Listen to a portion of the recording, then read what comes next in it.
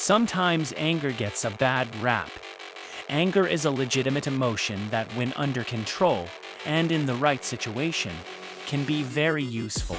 Anger is a powerful form of energy that motivates us to take action, and anger gives us strength and tenacity when we face adversity. While anger can be a blessing, it can also be a curse. The flip side is that anger can control us, cloud our reasoning, and make us do things we will regret after we cool down. Overreacting usually makes any situation worse. The foundation of power is the ability to control your emotions.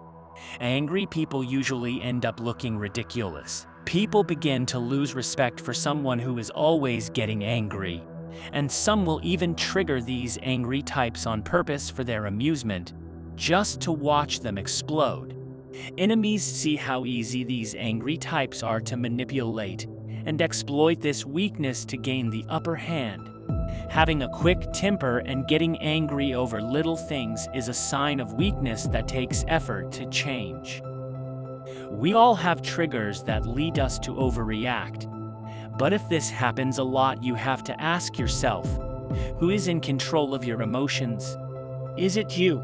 Or do circumstances and other people control you? Understand, no one can force you to become heated. You might say, well, there are some circumstances where anyone would be angry, but is that really true? Is it possible there are some people who would remain calm and collected under those circumstances? My life experience tells me that I get to choose, that we all get to choose our reaction to anything that happens to us. There are a lot of things in life we have no control over. And for me, to get rid of my anger, I needed to stop trying to control things I had no real control over. We can't completely control events or other people. At best, we can only influence them. When we focus our efforts on things we can't control, we accomplish nothing but getting more frustrated.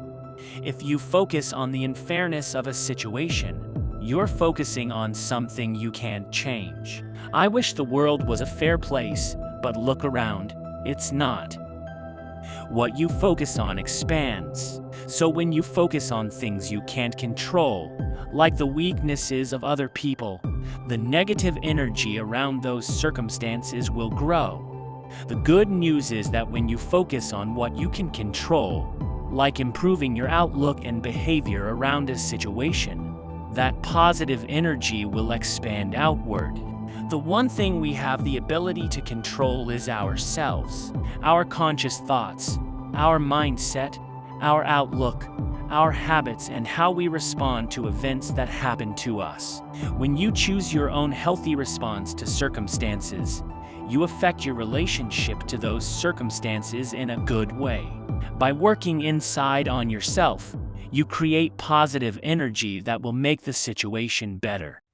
There is a gap, a space between anything that happens to us and how we respond to it. In that gap, we have the ability, the freedom to choose our response. It's our responsibility, our response, ability, to choose how we respond to what happens to us.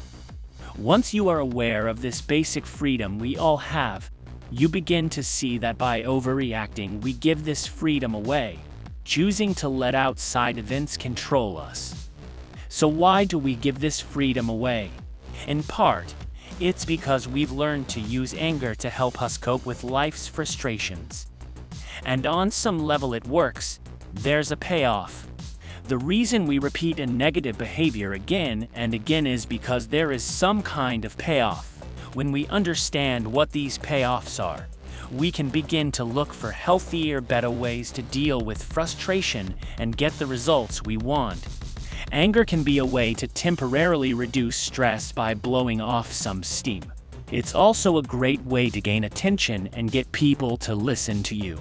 People who are angry all the time have conditioned themselves to believe that anger helps them get what they want. Maybe they discovered when they were little, if they threw a temper tantrum, their parents would give them what they wanted. Getting angry with others is also a common way of trying to force others to do what you want them to do. Intimidating people with anger might work in the short term, but long term it always backfires. It creates bad feelings like resentment, turning people into enemies. The most common but least understood payoff is using anger to hide an underlying emotion.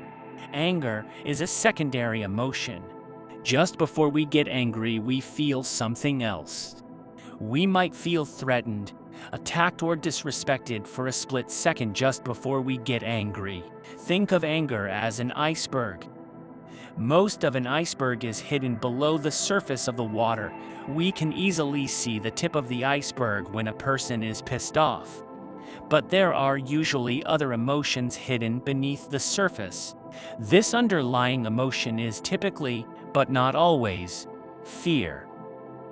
Powerful emotions like jealousy, shame, sadness, and hurt are hard to feel. We avoid them because they leave us feeling vulnerable. Being vulnerable means we might get hurt. Anger protects us from these raw feelings that are painful, so we cover these emotions with outbursts of anger. Anger is not the problem.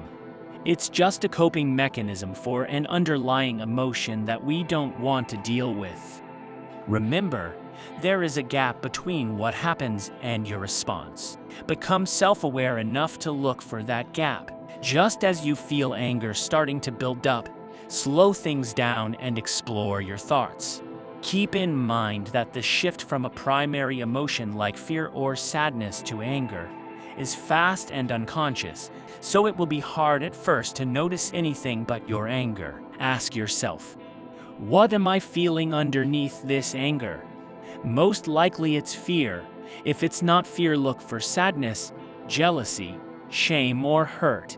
What other emotions do you feel? What would happen if you stayed with the primary emotion for a while before you moved to anger? Being mindful and thinking like this will help you discover what the real problem is. Don't try to fix your anger. Instead, understand anger as your mind's way of avoiding an emotion that could be painful. Your anger is telling you there is another emotion underneath it, and that you need to deal with that primary emotion. When you identify the underlying emotion, you can begin to find out what is really bothering you and work on real solutions. This is a huge step in getting control over your anger.